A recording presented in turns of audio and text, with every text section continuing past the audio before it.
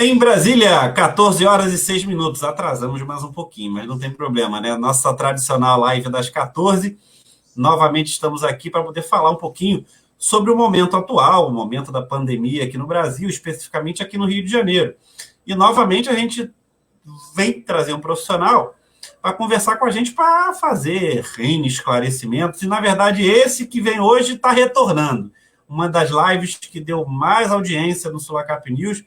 Não à toa, claro, é o assunto do momento, mas especialmente porque a personalidade também é importante, né? E além de falar muito bem, além de se expressar muito bem, e obviamente é um médico, e a gente espera sempre isso de um médico, o doutor Alexandre Telles está com a gente novamente nessa live, para poder trazer um pouco mais de informação para todos nós, né? Então, a gente tem um pouquinho de informação para trazer para o doutor. Então,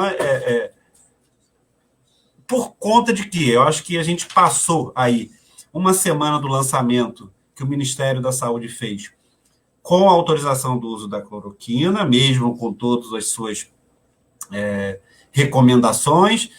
Também a gente tem uma divulgação de hoje, eu vou passar daqui a pouco até para vocês aqui, que o prefeito fez hoje cedo, de liberação de leitos lá no Ronaldo Gazola, hospital que o doutor Alexandre, inclusive, atende lá como clínico, linha de frente para combate à Covid, hospital de referência da Covid.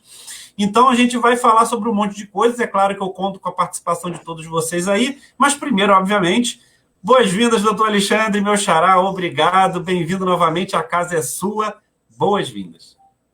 Obrigado pelo convite novamente, é um prazer estar aqui, esse tema importante, né? A cada semana surgem novas coisas, novas questões, e é muito importante a gente continuar esse diálogo, né? Porque são muitas polêmicas e muitas também contradições que estão colocadas, né? Os políticos prometem determinadas coisas, determinados leitos, quando a gente vê na prática nada disso está acontecendo, e a população continua tendo dificuldade de acessar o sistema de saúde. Então, novamente, agradeço o convite. Doutor Alexandre, sempre uma gentileza, né? O presidente do Sindicato dos Médicos do Rio, médico de frente aí lá no Hospital Municipal Ronaldo Gazola, e sempre com uma gentileza de poder atender a gente. E eu reduzi a tela, porque o doutor Alexandre já falou sobre uma informação que eu quero repercutir com o doutor Alexandre. A gente já fez um teste aqui, não saiu o áudio, mas eu vou soltar aqui para vocês verem.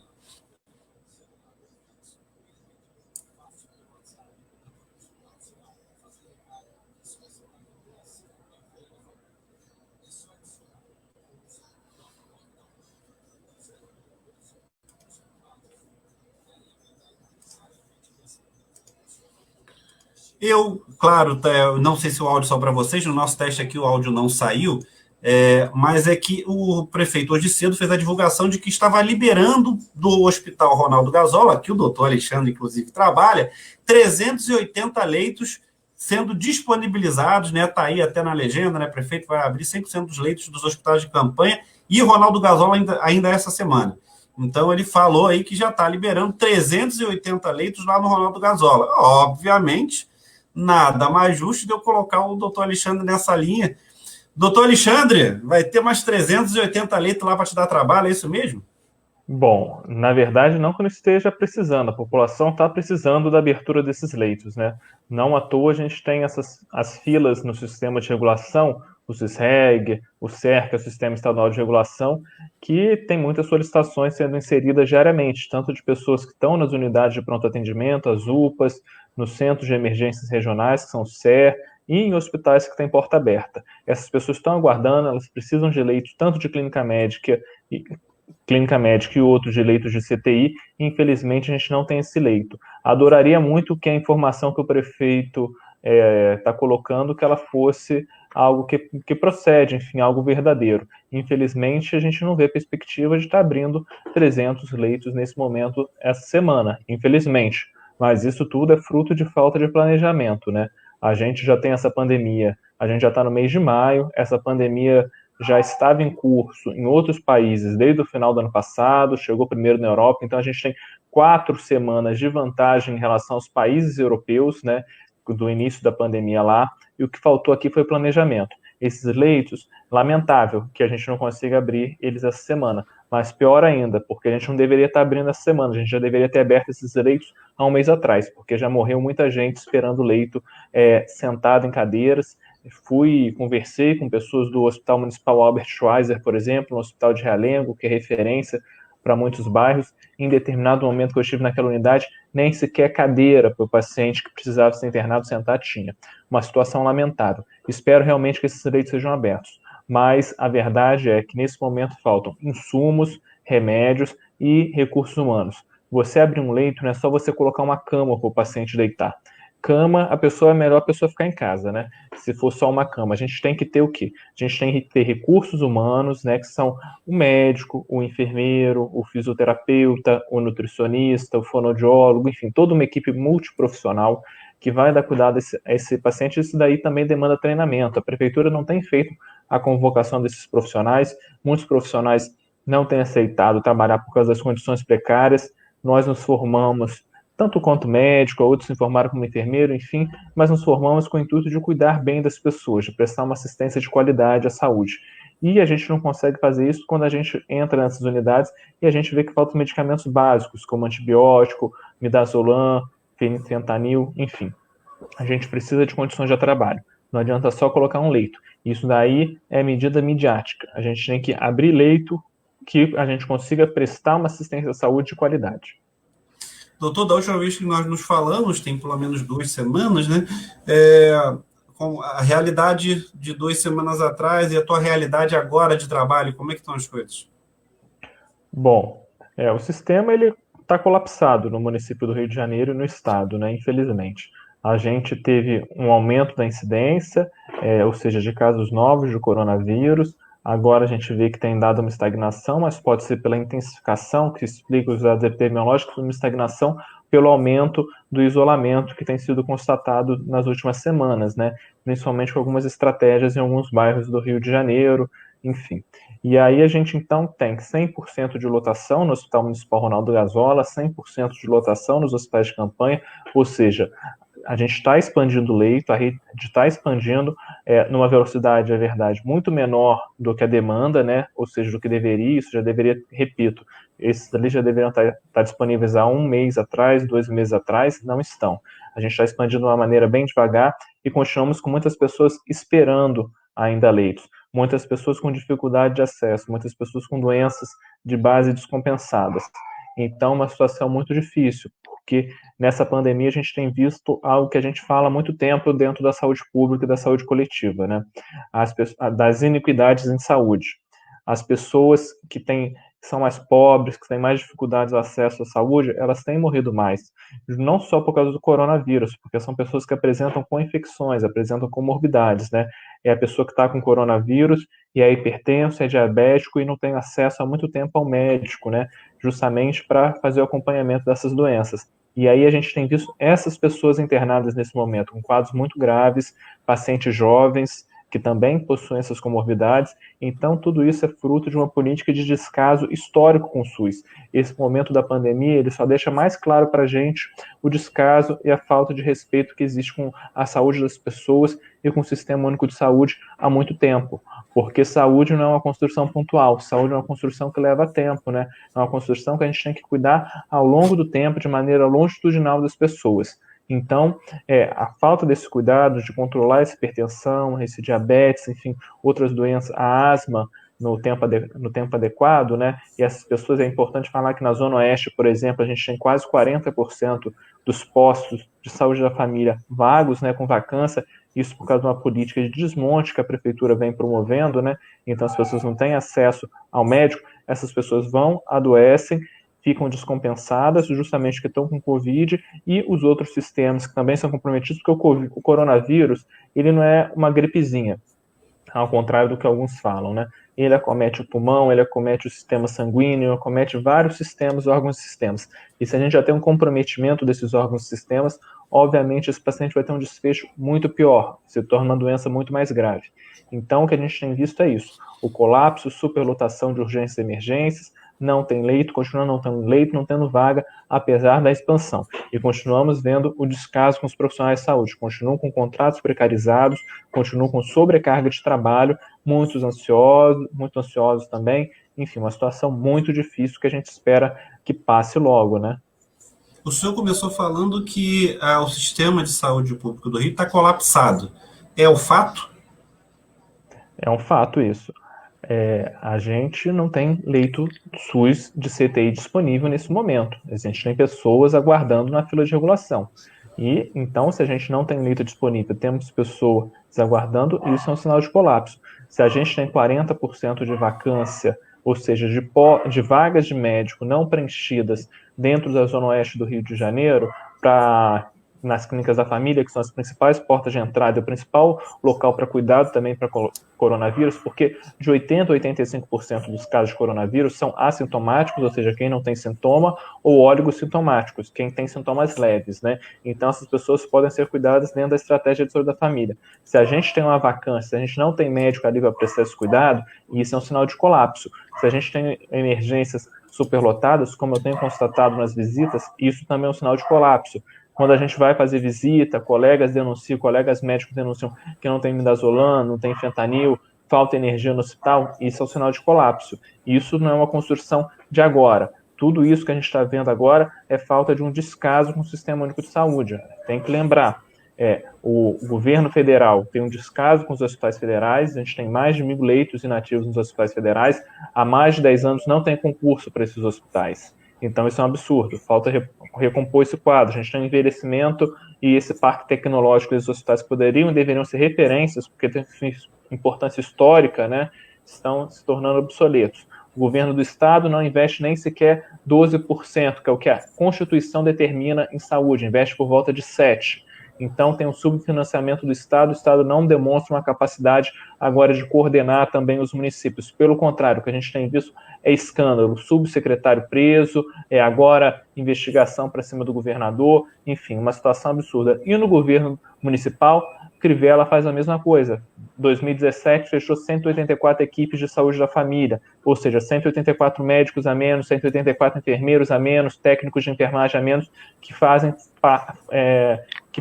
diferença no atendimento dessa população. No primeiro ano de governo dele, tirou 700 milhões da saúde. Esse ano enviou uma nova, na lei orçamentária anual, não fez nem sequer o reajuste da inflação. A gente sabe que a inflação no setor saúde é maior que a inflação geral. Ou seja, ano após ano, nós estamos perdendo dinheiro na saúde das três esferas. Então, não estou falando que é responsabilidade só do prefeito, só do governador ou só do presidente. É uma responsabilidade das três esferas que demonstram um descaso e que não vem só desses governos, não. O descaso com o SUS é um descaso histórico. O SUS ele passa pelo subfinanciamento desde sua criação, em 1988.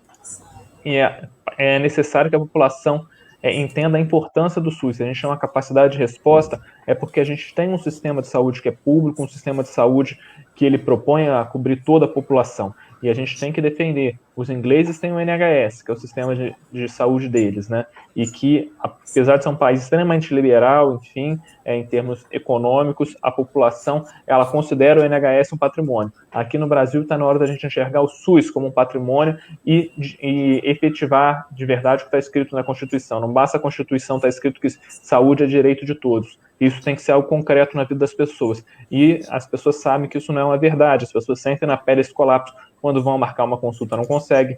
Quando tem um familiar que está com coronavírus, está com 75% de acometimento em tomografia e vão no hospital e pessoas me procuram falando isso, né, e não conseguem internação, isso é sinal de colapso, isso é descaso com os trabalhadores, descaso principalmente com a população e que não consegue ter efetivado o direito à saúde, que é um direito constitucional, assim como diversos outros direitos sociais no dia a dia não são efetivados na vida das pessoas. A Constituição é muito bonita, mas tem que sair da teoria e virar algo prático na vida das pessoas. Concreto, né? Eu acho que eu estava aqui tentando.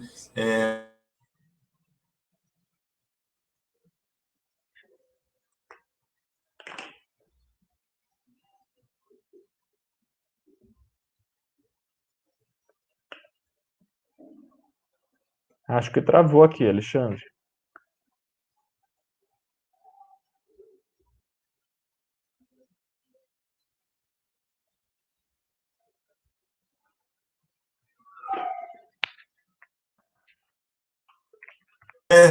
deu uma crise aqui no nosso sistema, mas acho que eu consegui restabelecer aqui. Ah, sim.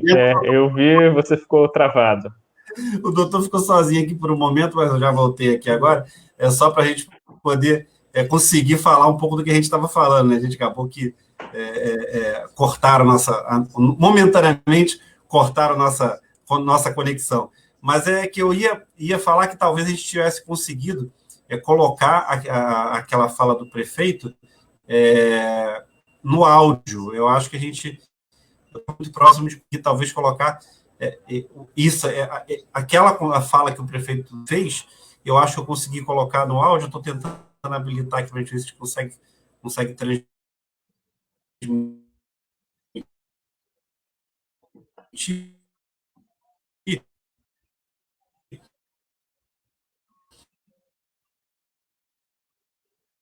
A gente acaba, literalmente falando, o cara está sofrendo por conta do descaso que teve o SUS, erros que vem se arrastando o tempo. A minha opinião do senhor é o seguinte: já que a gente está em crise, o senhor já fala até, estamos está colapsado, isso é uma posição muito clara do senhor, estamos colapsados. Qual é a dificuldade de momento, já que em tantos países foi feito assim, finalmente, em tantos países foi feito dessa maneira, como é que a gente faz para parar? Ou seja, é o lockdown que é a solução? Isso vai ajudar os hospitais? Por que não foi feito? Como é que o senhor de fora consegue enxergar? De fora não, né? Bem de dentro, mas não no sistema político, mas enfim, consegue enxergar tudo isso? Existem medidas imediatas, né, e medidas mais a longo prazo, né? Acredito que a gente não quer um SUS forte apenas para combater o coronavírus, né? A gente quer um SUS forte para, de fato, fazer a diferença na vida das pessoas, inclusive depois do coronavírus, e que tenha consiga dar uma resposta adequada se vier outra pandemia, enfim, espero que não venha, mas se vier, que a gente esteja preparado, né?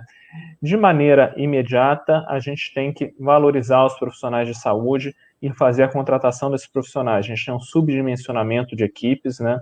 A gente tem poucos profissionais para dar conta de um número muito grande de pacientes. E esses profissionais não estão sendo repostos se algum adoece. Nós temos muitos profissionais adoecidos. Então, por exemplo, num plantão que é para ter 5 enfermeiros, nós muitas vezes temos 3 enfermeiros afastados por conta de coronavírus. Então, nós temos 2 enfermeiros afastados, gratificações que são prometidas que não são pagas, enfim. Isso, do ponto de vista do trabalhador, nós temos que valorizar e pagar os direitos trabalhistas, INSS, enfim. A Rio Saúde, por exemplo, tem mais de um ano que não recolhe INSS dos trabalhadores. Então, a pessoa já trabalha com medo de adoecer e de ficar sem remuneração, sem salário, né? Isso é um absurdo. Então, isso do ponto de vista dos trabalhadores. Do ponto de vista mais macro, pensando na população em geral, a gente tem recomendações da Fundação Oswaldo Cruz, nós temos recomendações da UFRJ, né, Universidade Federal do Rio de Janeiro, 2 instituições de excelência, 2 instituições com padrões internacionais, que recomendam a intensificação do isolamento aqui no Rio de Janeiro, né? E não só na capital, já que esse isolamento tem que ser, dada a circulação das pessoas entre as cidades, um isolamento em toda a região metropolitana. Isso para a gente conseguir conter. O Crivella ele ainda promete inaugurar ainda essa semana esses leitos que estão fazendo falta. A Secretaria Estadual de Saúde jogou lá para junho a inauguração de outros leitos, né, de hospitais de campanha. Então, a gente tem pessoas passando dificuldade, nós temos pessoas morrendo, e se a gente não conseguir diminuir a curva de incidência, ou seja, de casos, e por quê? Porque eles fizeram um isolamento de maneira muito intensa e conseguiram interromper a cadeia de transmissão. Aqui no Brasil, a gente não conseguiu interromper a cadeia de transmissão ainda, a gente tem muitos casos novos e os prefeitos eles discutem reabrir igreja, reabrir comércio, reabrir tudo. Eu não sou contra a religião de ninguém, acho que a fé e a espiritualidade são muito importantes para as pessoas, inclusive para a saúde das pessoas tem um componente muito importante da espiritualidade, né? Eu também tenho minha fé, enfim, sou protestante, enfim, mas não acredito que está no momento da gente reabrir igrejas nesse momento. Acho que a gente pode fazer nossas orações, nossas preces, enfim, cada um segundo o seu credo, dentro da sua casa, né? A gente não tem que expor, a gente tem casos, por exemplo, na Alemanha, que reabriu e que em uma missa, por exemplo, 40 pessoas foram contaminadas. A gente não quer isso aqui no Rio de Janeiro. Então não está no momento da gente discutir afrouxar as regras de isolamento. A gente tem que estar discutindo intensificar essas regras, mas uma intensificação, isso eu venho sempre repetindo. Não basta a gente isolar as pessoas e trancar as pessoas dentro de casa. Não é isso que a gente quer, não é isso que a gente espera. A gente tem que dar auxílio para essas pessoas, principalmente as que estão em situação de maior vulnerabilidade. E esse auxílio de R$ 600 é insuficiente. A gente tem dados do DIEESE que mostram que o salário mínimo já é insuficiente para a manutenção das famílias durante o mês. E se a gente simplesmente tranca as pessoas dentro de casa, as pessoas deixam de morrer por coronavírus e começam a morrer de fome. Não é isso que eu estou defendendo. Estou defendendo a intensificação do isolamento aliada a medidas sociais. O governo tem o dever de fazer isso, é um dever constitucional.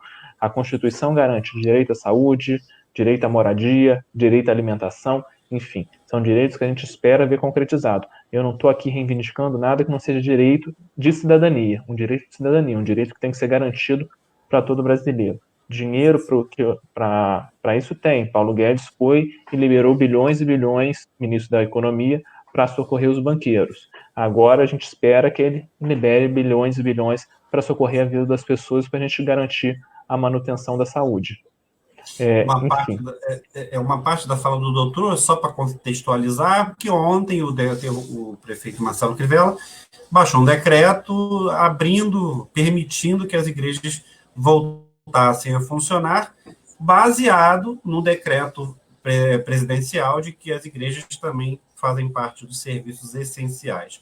Eu acho que agora eu consegui colocar o prefeito com áudio, vamos ver se a gente consegue ouvir. Finalmente, hospital de campanha, 500 leitos, e o Gasola, 380 leitos, estarão todos disponíveis para a nossa população. Com esses leitos, 880, fora os leitos que nós temos na nossa rede. Só o Miguel Couto abriu 20 leitos com os respiradores que chegaram da China, no Serra do Leblon, enfim, nos hospitais da Zona Oeste, que é o Rocha Faria e nos demais, nós vamos passar a ter 1.300 leitos, o que nos dá uma garantia grande de reabrindo as nossas atividades. Se alguém precisar, vai ter leito sem fila para tratar.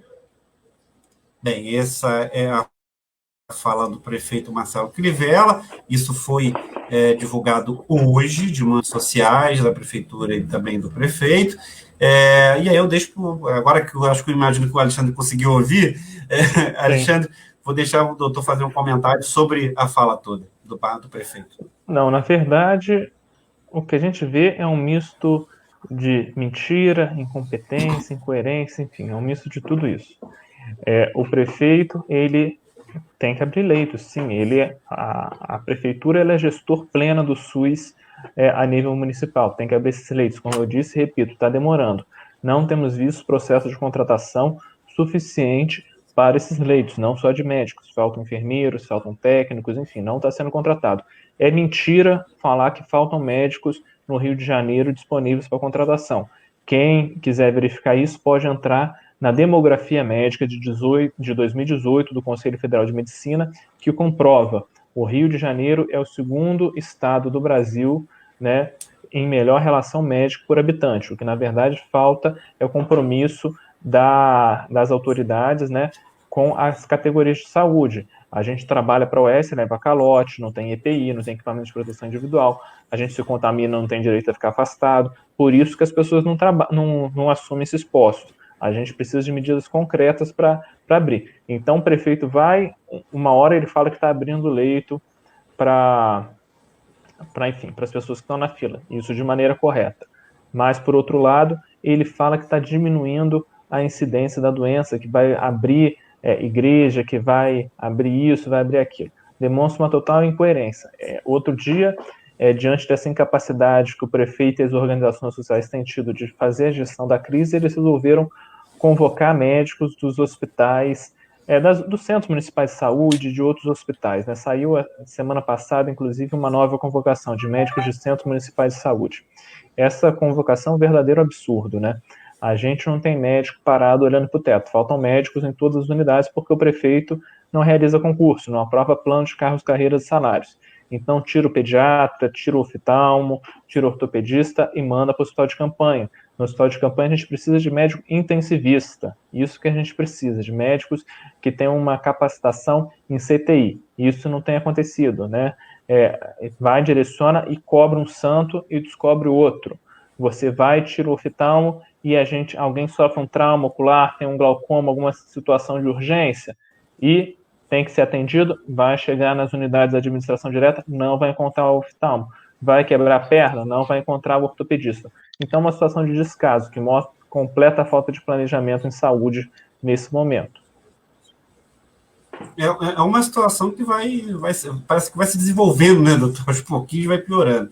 Eu quero mudar de assunto um pouquinho, doutor, que também a sua chamada para cá foi porque amanhã completa uma semana que o Ministério da Saúde autorizou, ou recomendou, enfim, o doutor vai poder dar um pouco da tecnicidade do que aconteceu com o Ministério da Saúde, a liberação da hidroxicloroquina ou a cloroquina. Claro que são remédios diferentes, a cloroquina é um pouco mais tóxica, a hidroxicloroquina é menos, enfim. O fato é que o governo liberou na terça-feira passada, a gente aqui no Sulacap News lançou em primeira mão, e eu encho a tela aí para mostrar para vocês, foi as orientações do Ministério da Saúde para o manuseio medicamentoso precoce de pacientes com diagnóstico do Covid-19. Algumas coisas eu acho que é importante relatar, e o doutor obviamente está ciente disso, são partes do documento que libera que falam exatamente que não há nenhum resultado médico que fale da eficácia do medicamento.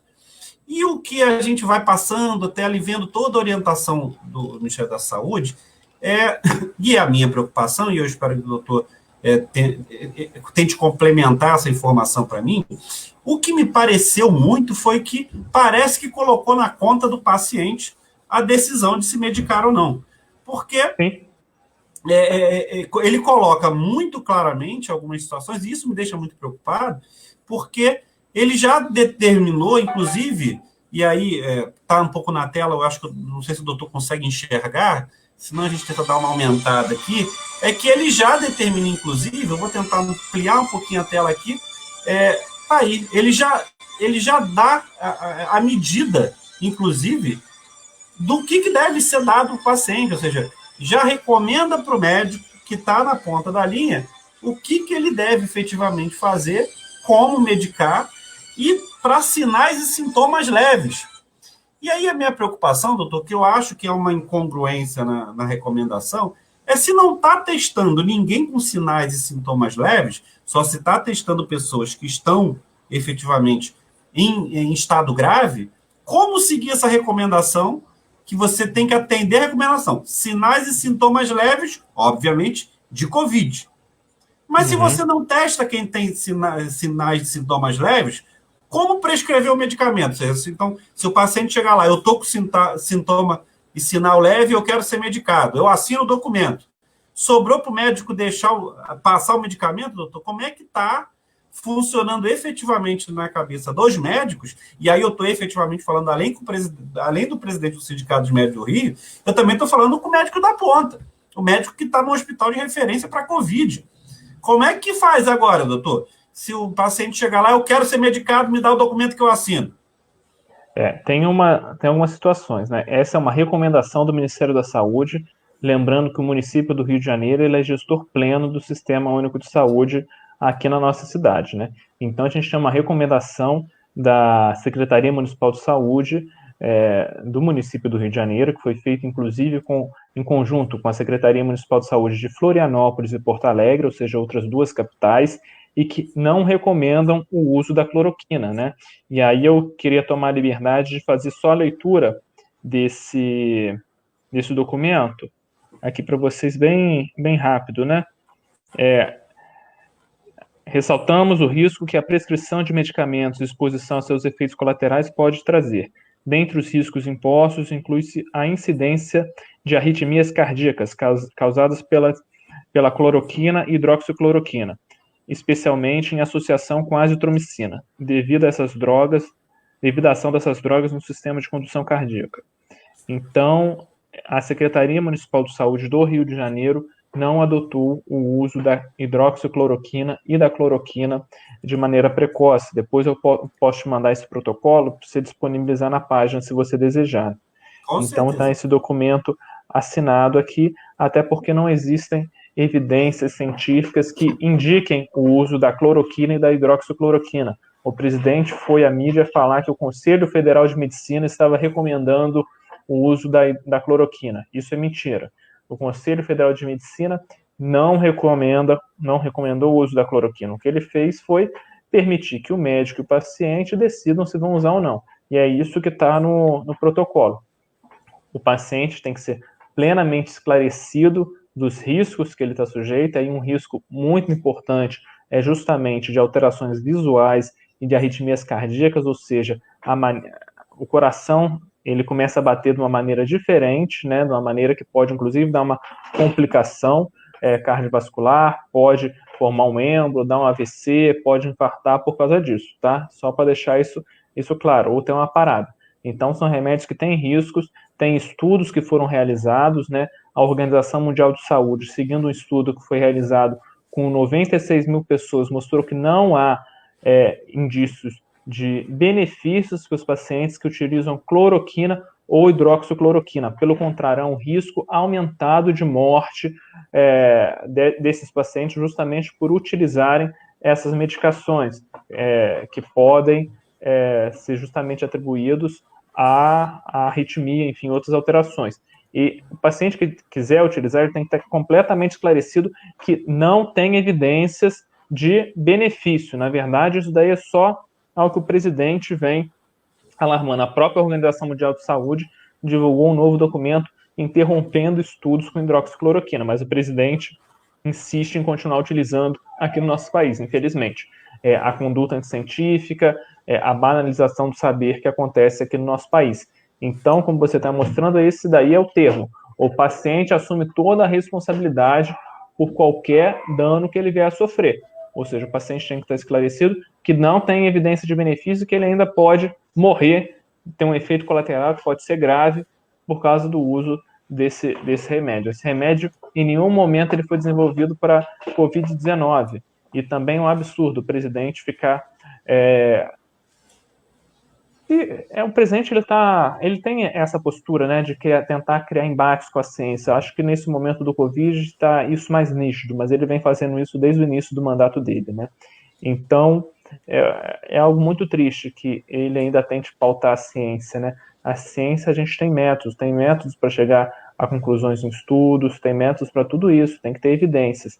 E aí, olha aí, próprio manual do Ministério coloca, entretanto, não há até o momento estudos demonstrando melhora clínica dos pacientes com Covid-19 quando tratados com hidroxicloroquina. Isso não é novidade, isso a gente já vem falando há muito tempo, isso já tem comprovação, isso já tem estudos europeus que mostram que não tem evidência, tem estudos OMS, tem estudos com 96 mil pessoas, não são uma, duas pessoas, né? Eu vivo falando, faltam estudos robustos. Não, saiu um estudo robusto, que foi feito com 96 mil pessoas, que não mostrou benefício do uso da cloroquina e da hidroxicloroquina, pelo contrário, mostrou uma possibilidade de aumento da letalidade, ou seja, das mortes. Se a hidroxicloroquina, se a cloroquina fosse esse remédio milagroso, a gente já tinha erradicado o Covid-19 no mundo.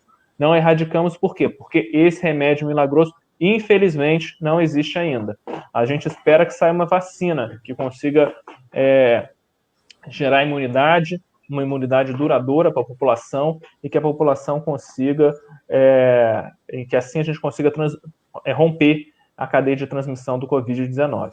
Mas ainda não temos esse remédio. E ficar vendendo a cloroquina, a hidroxicloroquina, como um remédio salvador, isso é desonestidade intelectual, enfim. Podemos dar, inclusive, outros termos que não são apropriados de serem usados aqui ao vivo. Eu tenho umas perguntas que chegaram aqui, eu acho importante falar, tem uma sequência de perguntas, acho que legal. Doutor, a gente mostrou agora, o doutor também comentou, porque também estava enxergando o documento, aqui é o documento oficial que vocês, pacientes, quando tiver, que querem usar o medicamento, tem que ler e assinar.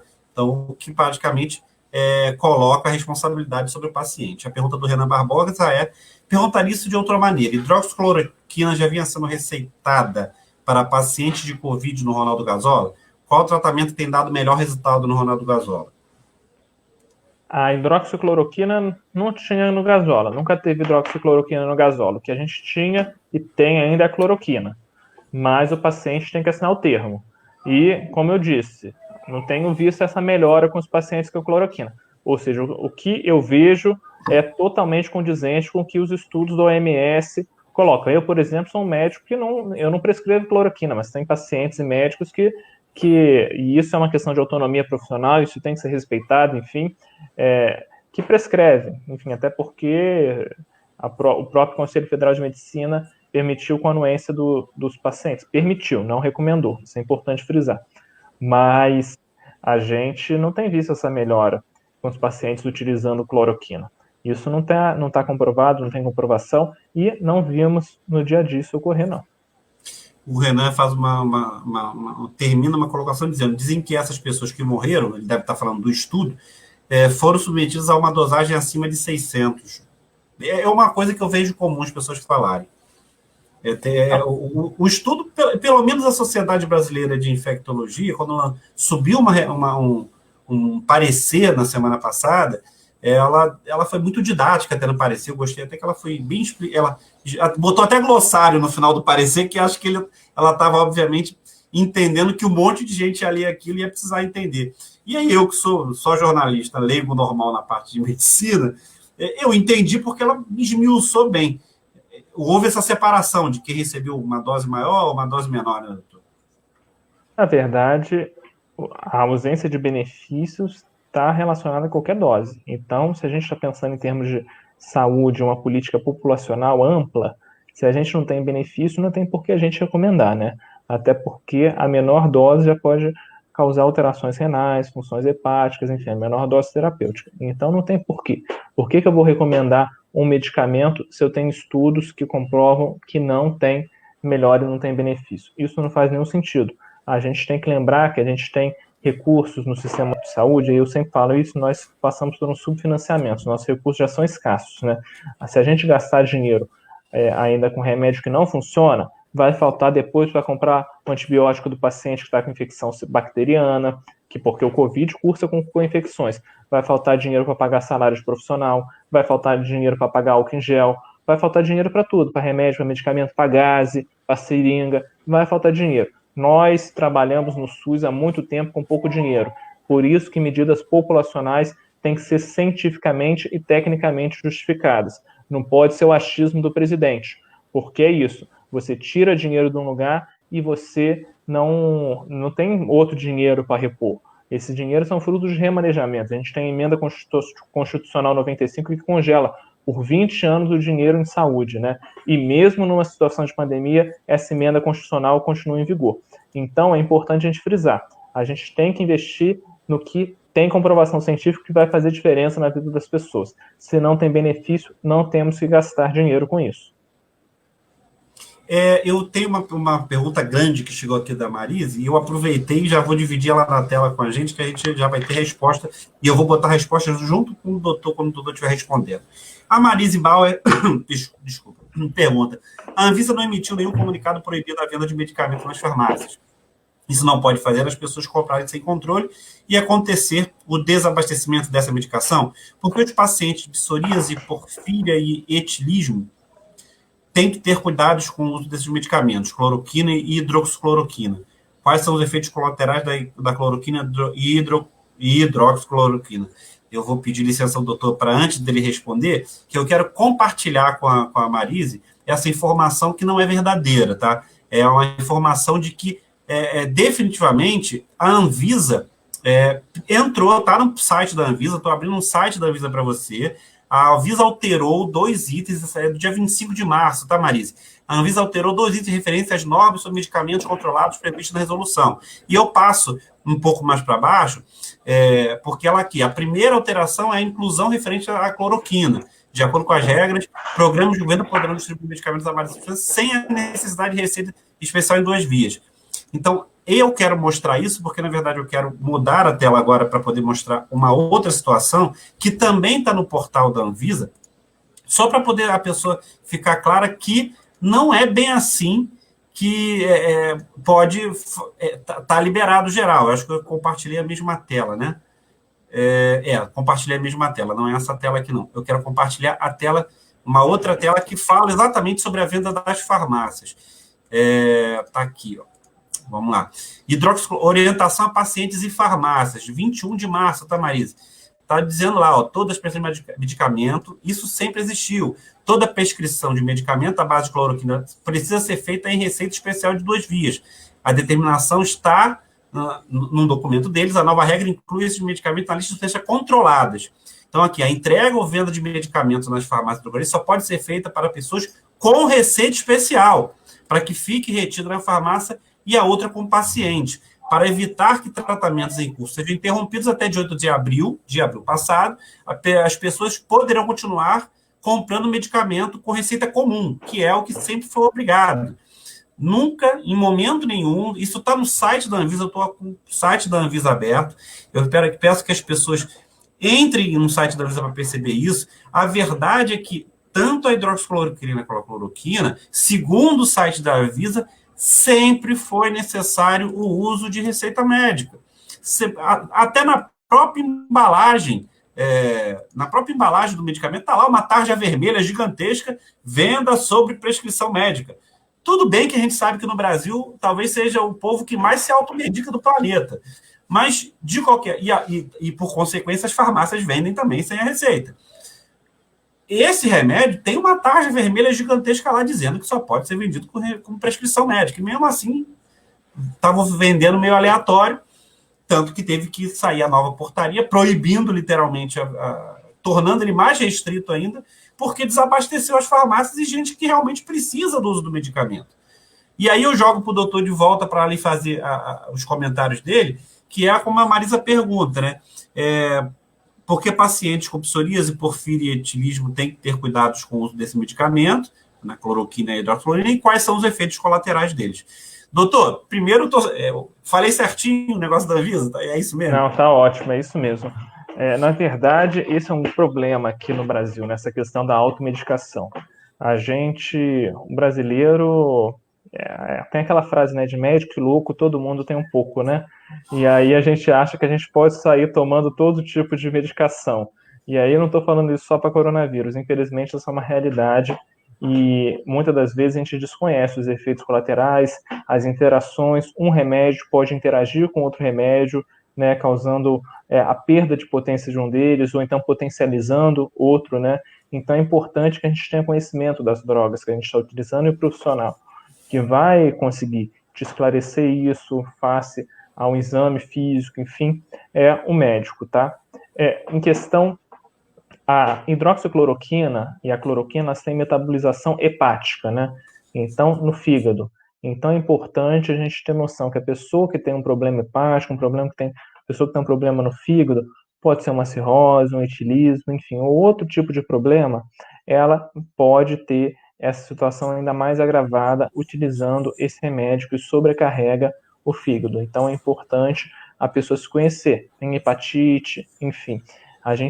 Por isso que a gente fala que a prescrição de remédio tem que vir acompanhada de um parecer médico, de um exame, enfim, porque a gente não pode passar um paciente que tem TGO, TGP, fosfatase alcalina, que são enzimas hepáticas, né, que a gente dosa em exames. Isso a gente já tem elevado, a gente vai pensar 2, 3 vezes antes de receitar um medicamento desses, né? Então, esses pacientes que ela colocou, pacientes de doenças reumatológicas que fazem uso de cloroquina e hidroxicloroquina, são pacientes que, normalmente, semestralmente, a gente pede a função renal, a gente pede a função hepática, justamente para ver se esses remédios eles estão modificando alguma coisa. Normalmente, a gente pede, inclusive, a função hepática e renal antes de iniciar o uso dessa medicação, né? E nesse uso que está tendo a doidada agora de cloroquina e hidroxicloroquina, ninguém faz testes antes, ninguém se conhece, cada um se automedica e depois a gente vai ver mais para frente os malefícios dessa política.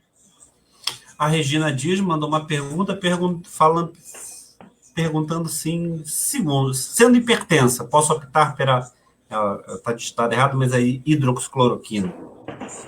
Olha, Regina, eu acho que você não pode optar pela hidroxicloroquina nem sendo hipertensa, nem não sendo hipertensa, tá? A hidroxicloroquina não tem benefício. A gente tem estudos que comprovam isso. Mas ser hipertensa não é um fator de risco para você utilizar a hidroxicloroquina. Para a Covid-19 é um fator de risco, né?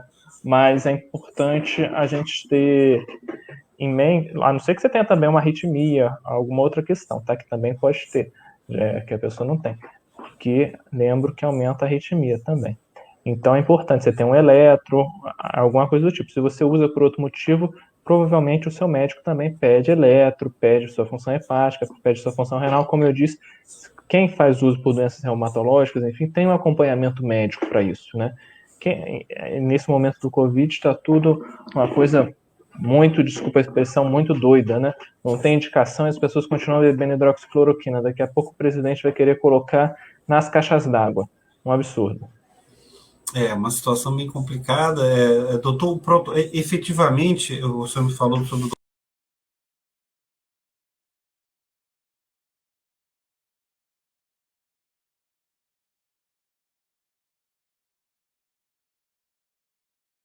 ação, como é que os médicos, no geral, estão se comportando depois, né, dessa informação do Ministério da Saúde? Como é que está a linha de frente nisso? Bom, os médicos, em sua grande maioria, estão seguindo a orientação. Isso nós temos comprovação. Se o paciente está com uma infecção secundária, você pode fazer um antibiótico nesse paciente, né? E deve. Isso tem indicação. Cloroquina não tem indicação. Anita não tem indicação. E outros remédios que têm sendo utilizados. Do piolho, né? Do piolho. E a ivermectina, né, que a gente usa muito, que é o do piolho, né, que as pessoas utilizam. Tem uma amiga médica que ela fala assim, depois dessa pandemia, com as crianças fora da escola, né, ou seja, sem ir na escola há muito tempo, e todo mundo tomando ivermectina, se a gente não conseguir erradicar o piolho, a gente não acaba com o piolho nunca mais na história da humanidade. Ô, doutor, acabou que a cloroquina tomou muito a pauta da mídia, né, doutor? Mas, assim, a ivermectina falaram muito pouquinho, falaram rapidamente, depois ela saiu da pauta. Efetivamente, o que aconteceu, né? Por que ela surgiu do nada, assim? Porque estudos internacionais mostraram algum efeito na diminuição da carga viral, ou seja, o número de partículas circulando no sangue das pessoas, né? Mas depois não conseguiram constatar isso em outros estudos, mas ainda continuam pesquisando. A ivermectina, a anita, não desistiram, não. O que já desistiram, inclusive a OMS, foi da cloroquina e da hidroxicloroquina. Contextualizando o que o doutor falou, ontem a Organização Mundial da Saúde deu essa informação de que estava paralisando os estudos da hidroxi e da cloroquina por conta da alta letalidade, enfim, tiveram que parar porque não teve provas empíricas suficientes da relevância do medicamento para o combate da Covid. Doutor, com esse protocolo novo do Ministério da Saúde, chegou relatos para o senhor de problemas de médicos dizendo, estão aqui me obrigando a dar o remédio. Teve algum relato de médico reclamando disso? Na verdade, o médico não pode ser obrigado a prescrever, né? O médico ele tem autonomia profissional. Então, por mais que tenha um protocolo, e ainda mais porque existe esse respaldo do Conselho Federal de Medicina. O Conselho Federal de Medicina não está recomendando, não fez uma diretriz falando que tem que utilizar a hidroxicloroquina e a cloroquina. Então, é uma recomendação do Ministério da Saúde. Quem vai julgar a gente, quem vai investigar, quem investiga o médico, não é o Ministério da Saúde, é o Conselho Federal de Medicina. Quem julga eticamente o médico é o CFM e o CREMERJ. Então, nesse momento, não existe nenhuma recomendação por parte desses órgãos, que são órgãos técnicos científicos, né, tribunais éticos de médicos, que determine o uso, inclusive porque não tem evidências. Os protocolos e diretrizes dos conselhos são construídos com base em evidências científicas. Se não tem evidência científica, não tem isso, não tem protocolo de conselho, né? Então, a gente agora, nesse momento, espera que os profissionais, que a população compreenda que não tem evidência desse medicamento, que não vai trazer benefício, que pode aumentar, inclusive, a letalidade, ou seja, a morte devido ao uso desse medicamento, e que a gente consiga, assim, Eu acho que relação médico-paciente, o Alexandre, eu tenho uma questão assim a base dela é o diálogo, né? A gente compartilhar decisões. A decisão nunca é só do médico, né? A decisão tem que ser compartilhada, médico e paciente, né? Porque o maior especialista na pessoa é ela mesma, né?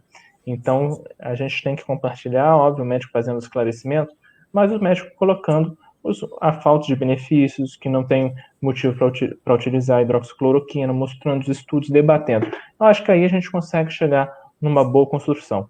Se a gente esclarece a pessoa, enfim, tem gente que só lendo esse termo daí já fica estarrecido e já desiste de usar a cloroquina, a hidroxicloroquina, né? Enfim. Chegou uma pergunta da Pati Silva. Boa tarde, doutor. É verdade que tem paciente com Covid com os sintomas iniciais dando náuseas e dor de cabeça? O Covid-19, ele cursa com sintomas gastrointestinais, né? Pode ser diarreia, vômito, enfim. Isso pode ter sim, e dor de cabeça. Sim, como eu disse, nem todo mundo tem sintomas clássicos ou todo mundo apresenta os mesmos sintomas. A gente já descobriu que o Covid não é apenas uma doença respiratória, tem manifestações gastrointestinais também, né? Então, se a pessoa está com diarreia, náusea, dor de cabeça, pode sim ser Covid-19. Eu ia jogar a pergunta antes da Paty, mas dei prioridade para ela. Agora eu queria saber o seguinte, doutor, a grande, assim, a gente acaba sendo um grande censor das redes sociais, e nas redes sociais sempre tem N médicos lá que comprovam a eficiência da cloroquina, da hidroxicloroquina. Como Mas assim? quais os estudos que eles utilizam? Isso que eu queria entender, doutor. O médico, como aquela que quase virou ministra da Saúde, por sinal... Que não fez estudo nenhum. É a opinião dela, lendo o artigo. E isso que eu quero entender. Qual é a responsabilidade? Que é o médico que tem que ter responsabilidade, né, doutor? Como é que ele chega perante a mídia, perante o público, perante o presidente da República, que também estava levando ela como uma referência, levou, né, de fato, ela como referência para poder liberar o uso da cloroquina?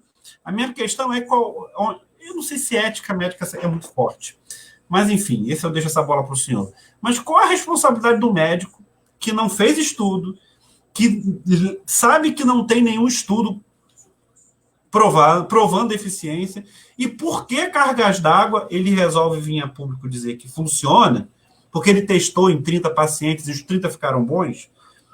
Qual a base técnica e qual a ética desses médicos de virem a público simplesmente dizer funciona? Bom, as verdades científicas, elas demoram a ser construídas, né? Então, a gente tem estudos que indicam que não tem benefício utilizar a cloroquina e a hidroxicloroquina, estudos que indicam aumento da letalidade, mas isso a gente ainda está em fase de construção. E, como tudo, na política a gente tem disputas, na ciência a gente tem disputas, né? Campos que vão disputando, né? O campo que apresenta que não tem benefícios utilizar a hidroxicloroquina saiu na frente, com estudos robustos, né? 96 mil pessoas, e isso em um estudo, tem diversos outros estudos que dizem a mesma coisa. Então, a gente está numa fase de disputa. A questão é que a gente tem níveis de evidências, né? O maior nível de evidências são as revisões sistemáticas, quando a gente pega diversos estudos. Daqui a pouco a gente pode ter esse estudo de 96 mil pessoas, outro que foi feito com 50 mil, e outros que constataram que não tem benefício nenhum a utilizar a hidroxicloroquina. A gente vai ver se eles utilizaram a metodologia, toda a técnica científica correta. A gente pega, junta todos eles e faz uma que a gente chama de revisão sistemática, que é o maior nível de evidência, tá? E aí, abaixo desse, tem esses estudos que são feitos, estudos populacionais, enfim. E, em último, depois de vários outros itens, a gente tem o que a gente chama de opinião de especialista. É o que é a menor evidência científica, entendeu? Então, se você tiver outra evidência superior, como esse estudo de 96 mil pessoas, já é um motivo para a gente não utilizar a opinião do especialista. Enfim, se a gente for pegar assim, a metodologia científica, é isso, quando a gente fala em níveis de evidência. Então, hoje, nós temos estudos com níveis de evidência muito melhores que a opinião de especialista, que comprovam que não tem benefício o uso da cloroquina e da hidroxicloroquina. Obviamente, o nível desse estudo ainda pode melhorar. A gente vai precisar ainda ter um estudo de 50 mil pessoas, hoje não sei o quê, e depois fazer uma revisão de todos esses estudos que digam a mesma coisa que esse de 96 mil disse, entendeu? E tem outros estudos saindo e que estão apontando no mesmo caminho. E, enfim, é tudo um processo. E a ciência, ela tem seu tempo, né? O tempo da fake news é muito mais rápido que o tempo da ciência, infelizmente. E aí a gente fica nesse delay, né? E a gente espera que as pessoas se conscientizem disso. Não tem como você falar que você fez um estudo com 30 pessoas, aliás, eu sou médico, eu dei para 300 pessoas tal medicamento, as pessoas melhorar. Você tem que publicar isso tem que passar pela comunidade científica, você tem que dizer como você fez. 30 pessoas é um número muito pequeno, entendeu? Essas pessoas eram o quê? Você utilizou 30 pessoas, quais eram as condições dela, qual foi o período que ela utilizou, qual a dose, tudo isso tem que ser compartilhado. Não adianta gravar vídeo no YouTube e não escrever artigo, submeter artigo para a comunidade científica. Isso não adianta, entendeu? Porque no dizer vídeo as pessoas dizem, falam o que querem, entendeu? A gente tem que ter comprovação metodológica, que isso de fato funciona, e as pessoas não estão conseguindo comprovar isso. Aí sim, desonestidade, aliás, intelectual. Eu tô, na verdade, tentando passar para o público uma live que o prefeito fez ontem à noite, e ele apresentou um gráfico, não sei se o doutor viu, né? Você chegou a acompanhar isso, doutor, não, né? Teve uma live do prefeito ontem, que ele fez com algum presidente da Câmara, enfim, e ele apresentou um gráfico que a gente não viu, nós jornalistas não vimos esse gráfico em lugar nenhum. Eu não sei efetivamente de onde é o gráfico, então é complicado, mas o prefeito traz uma informação. Está me ouvindo, doutor? Está me ouvindo bem, né? Estou ouvindo. Ele traz uma informação de um gráfico a respeito de, como dizer, não tem... Está tendo uma redução do nível de infectados, ou de internados, devido à Covid. Eu estou botando na tela aí, eu vou soltar o áudio, ver se o senhor consegue captar. Vamos lá. Estou vendo aqui na minha. Já está na tela? Está na tela. Então está. Tá na tela. Olha aí, ó. Vamos olhar aí os casos confirmados de Covid-19 em pessoas residentes no município do Rio de Janeiro por data de início dos sintomas. Então, essa partezinha azul são os casos que agravaram. E as partezinhas amarelas são as pessoas que procuraram a nossa rede municipal, mas com sintomas de gripe. Elas não agravaram. A parte não foram testadas também. Se você for ver lá para os meados de abril, nós chegamos a ter mais de 200 casos de CTI. Esse picozinho aí do azul, que passa de 200, lá no meio de abril. À medida que a gente vai chegando para maio, vocês vão notando aí na curva de que ainda de enfermaria, casos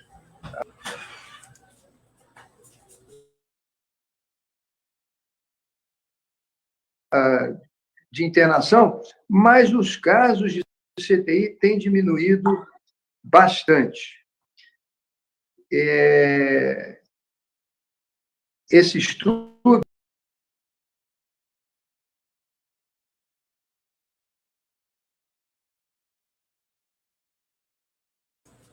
voltando aqui, o áudio retornou. Eu acho que deu para pegar um pouquinho da informação, né? Ele mostra. Doutor Alexandre. Ele mostra ali uma diminuição dos casos novos, né? Da procura, né? Em primeiro lugar, não dá para a gente dizer se aqueles casos que ele fala como se fossem gripes são gripes ou não, né? se é coronavírus, porque a prefeitura não testa ninguém, só testa quem está muito grave, isso é um absurdo.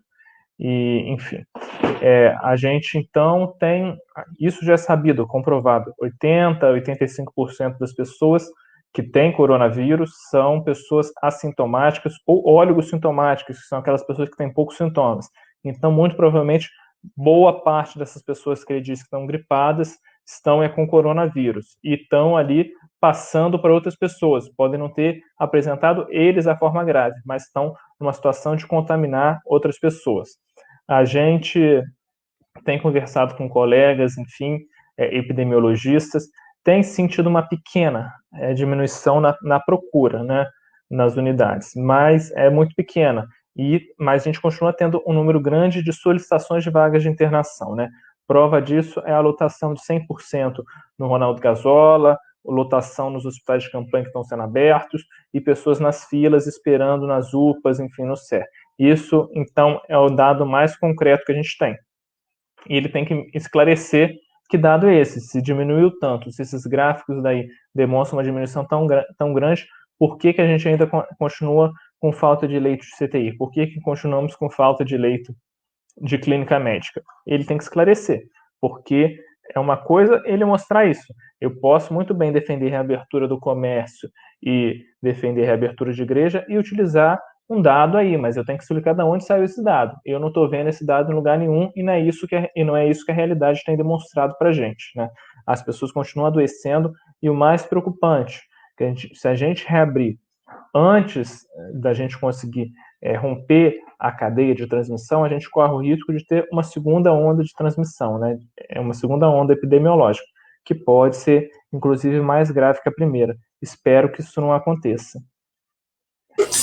Doutor, bem, a gente fica uma hora na live aqui brincando, nem parece, né? Já passou mais de uma hora, mas é que dessa live, diferente da primeira, a gente tinha muito mais informação para pegar o contraditório com o senhor, que era importante, e a participação também foi legal, mas bem mais focada nos problemas que a gente colocou. Doutor, obrigado pela participação. Eu sou sempre muito grato, porque o senhor sempre tem à disposição para estar com a gente aqui. A gente, mídia comunitária, tem grande dificuldade de trazer profissionais capacitados para cá, e o senhor sempre à disposição. Não queria deixar desde já meu agradecimento pela gentileza, pela cortesia, pelo didatismo de estar sempre aqui explicando com muito cuidado e explicando, e desde já também parabenizá-lo, porque com certeza na linha de frente aí, 2 semanas depois, continuando a batalha, está lá junto. Parabéns pelo trabalho, obrigado pela presença, as portas do Sulacap News estão sempre abertas. Obrigado, Alexandre, boa tarde, eu que agradeço o convite. Um abraço. Um abraço para todos. Obrigado, doutor, muito obrigado. Obrigado também a você que esteve com a gente até aqui. Amanhã a gente tem uma live super especial, gente. Uma psicóloga para falar sobre o aumento de vítimas de violência doméstica. E aí amanhã vai ser importante para todo mundo acompanhar, para saber por que está acontecendo isso nesse momento de isolamento. Obrigado a todos pela presença, pela audiência. Essa live daqui a pouco está no YouTube e no Instagram. Um forte abraço para todos, nos vemos amanhã. Tchau.